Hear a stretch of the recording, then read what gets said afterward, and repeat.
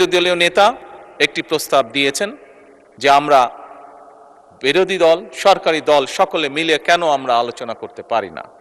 আমি সংসদকে অবহিত করতে চাই সংসদ নেতা হিসাবে যে অবশ্যই আমরা বিরোধী দলকে আমন্ত্রণ জানাবো আমাদের অবস্থান থেকে, আমরা বসবো, আমরা আলোচনা করব, আমরা ওনাদের প্রস্তাব দেখব।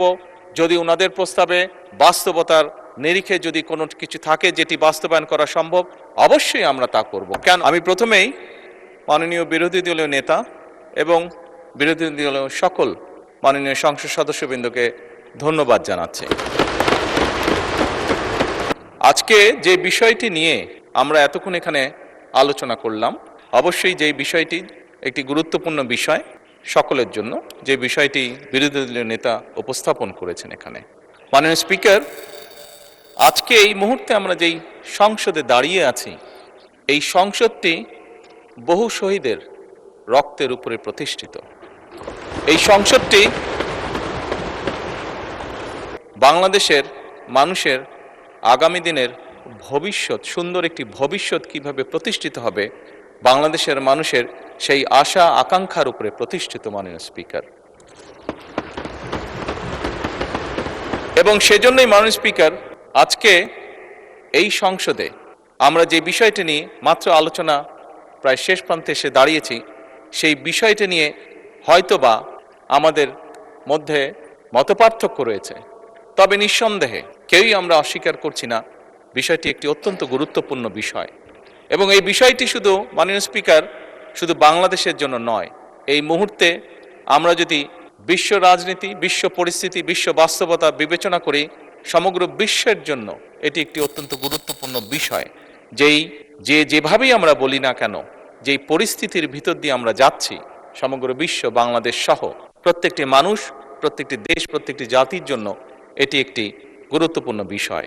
সবচেয়ে ভালো যেই বিষয়টি আজকের আলোচনার, সেটি হচ্ছে আমি মনে করি একজন রাজনৈতিক কর্মী হিসাবে যে আজকের এই সংসদের প্রত্যেকটি সংসদ সদস্য, আজকে এই সংসদে প্রত্যেকটি রাজনৈতিক দল আমরা মনে হয় একটি জায়গায় উপনীত হয়েছি যে আমাদের আর যা কিছু ব্যাপারে মতপার্থক্য থাকুক না কেন, দেশ এবং দেশের মানুষের স্বার্থ রক্ষার ব্যাপারে আমাদের কোনো মতপার্থক্য থাকবে না।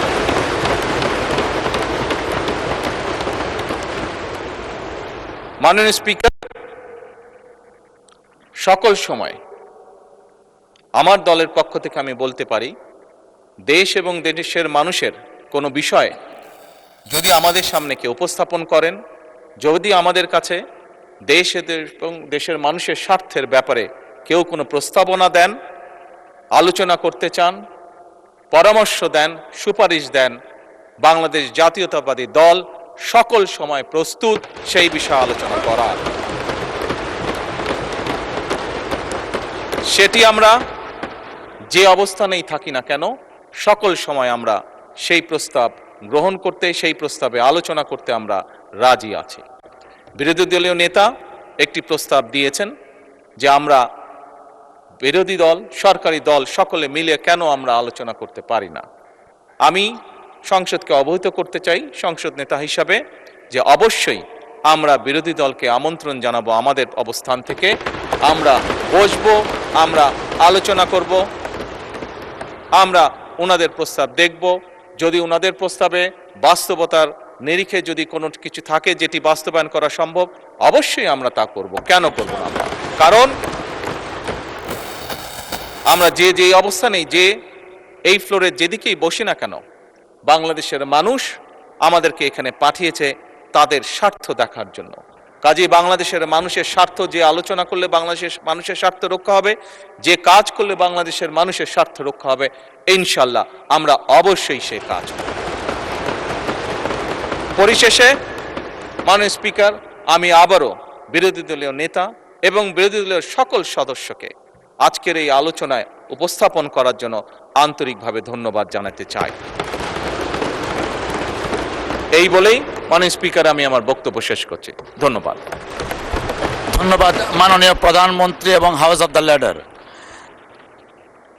মাননীয় বিরোধী দলীয় নেতা কর্তৃক আনিত বিষয়টির উপর আলোচনা এখানেই সমাপ্ত হলো।